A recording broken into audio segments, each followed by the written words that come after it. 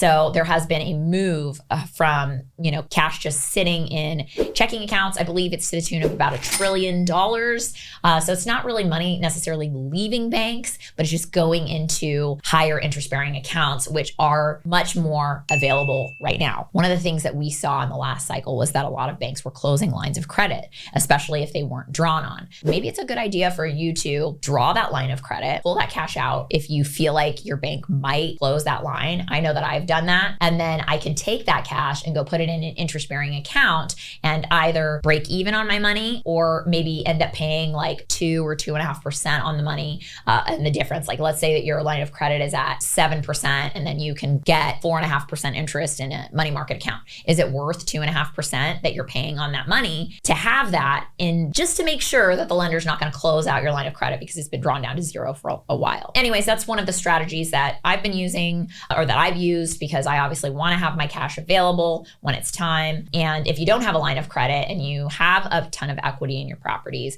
that's also a thought.